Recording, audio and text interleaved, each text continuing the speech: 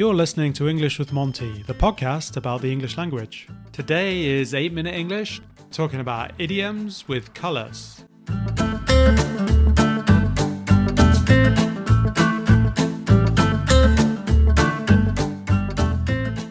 Hello there and welcome to 8-Minute English. I've got Gideon on the show and we're going to talk about idioms with colours. Hi Gideon. Hi John. How are you doing? I'm feeling blue, green, yellow and purple. Wow, so many colours. Yeah. What do any of those mean? You could say feeling blue, couldn't you? Mean to feel sad. I'm not feeling blue. You're not? I'm in the pink. Two starting points there, yeah. What does feeling blue and what does in the pink mean? I would imagine you're more in the pink because you're on my podcast. Feeling blue means sad. I gave out random colours. I'm not feeling blue. To have the blues, where blues music comes from, because it has a sort of sadness. In the pink means healthy. I had a cold last week, but now, I'm back up in the pink. It's a curious one, isn't it? Do you know the origins of that? Because it sounds a bit bizarre, doesn't it?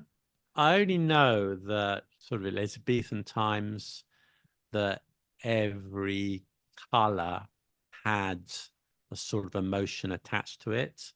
Like green was jealousy, beware the green-eyed monster, and pink was healthy. I don't know if blue was sadness, but maybe later on. Pink represented good health, I guess, because your skin colour. I suppose if it comes from Elizabethan times, I guess that explains it, doesn't it? Yeah. And have you got green fingers? Oh, no, definitely not. Definitely not. A gardener needs green fingers to make the flowers, the plants, the bushes grow. You need green fingers. You've got to be very good at planting and digging and making your flowers blossom. In French, they say green hands, just to point it out. I teach in France. In Italy, they say green thumb. A green thumb? Oh, really? So perhaps they just do the digging with the thumb. I don't know. Really? It's curious, isn't it? Green hands is quite a good one, isn't it? I understand green fingers as well, but green thumb I was always quite confused about. Obviously from the plants, isn't it? Your hands become green because you're good with them, at one with them. Yeah, we're really using our grey matter today, aren't we? Your grey matter is your capacity for thought and your intelligence, isn't it? Your brain. In order to do a podcast, you need to use your grey matter. In order to teach, in order to do most things, apart from digging a hole in the road, you need to use your grey matter.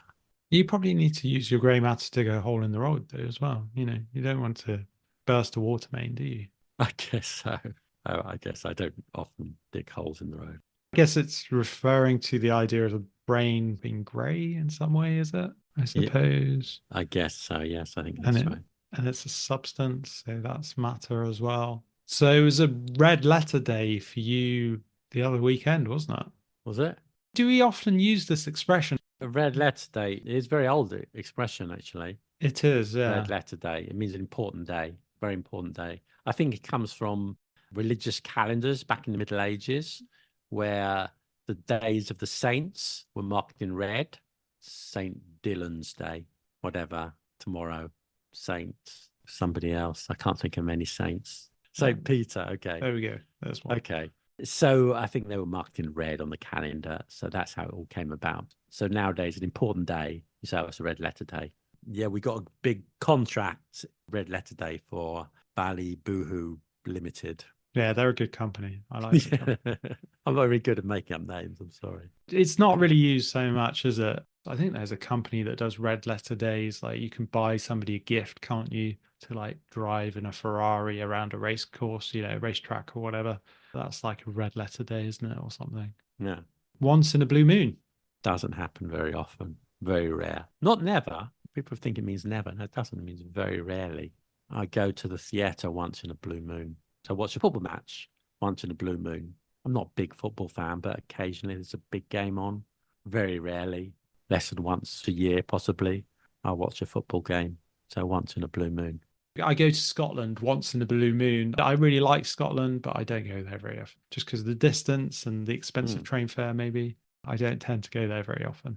But yeah, you've been keeping me in the dark about your new project, haven't you? What colour is that? To do with colours. Dark colour. Just to do with colours, so it's not actually a colour. keep something hidden, keep something a secret. That's what it means. Yeah, definitely. Your company has been in the black for the last 16 years, hasn't it? In the black is a good thing. If you get out your Excel spreadsheet, the positive numbers are in black. If you write something negative, it's in the red. That's how you can get it. So I know, once again, sorry to keep talking about French. I know in French they have in the red, meaning in debt, but they don't have in the black. We have both. We're in the black now. We were in the red for a long time, but now we're in the black, which means the figures are positive. What about white collar criminals? What about them? They should be locked up. They should be locked up. They are often not locked up. So why are they often not locked up? I think I just answer the easier question is, what is a white collar criminal? Okay, do that one. White collar criminal is one who wears a white shirt to work, probably works in an office job, in a bank or something, and has the opportunity to commit a crime there. Whereas a blue collar criminal, usually blue collar criminal, well, someone who robs a bank at gunpoint or steals something on the street would not be a white collar criminal. Yeah, no, we say blue collar, but not blue collar criminal. Yeah. No, that's right. Yeah, because a blue collar worker, I guess, would be somebody working in the factory, wouldn't it? Yeah.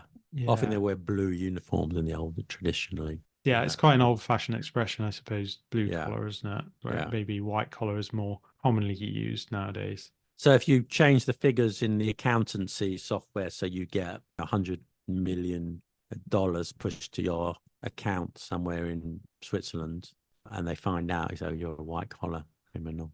Indeed. They haven't found it yet. Well, they might do. Yellow belly. This is kind of more of an American expression, isn't it?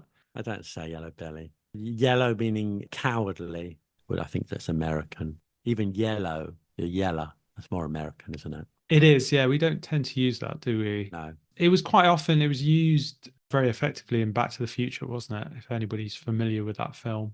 Oh, go on, remind me. So Michael J. Fox, Marty McFly, was it? Is it Marty McFly? Anyway, it was Biff, the guy who was always causing him trouble, would turn around to him and say, "Are you yeller?" That would make him all angry and would want to fight back. A good example. Okay, last one. Tickled pink. We mentioned that in the beginning, don't we? So tickled pink means pleased. It's related to in the pink. Okay. Yeah, tickled pink means pleased, made to be in a good mood. I was tickled pink to receive your invitation to appear on your podcast. As you always are. I think we've finished everything. Was there anything else you wanted to add? I'm okay. John, it's been a pleasure. As always. Thank you very much, Gideon. You've been listening to 8 Minute English.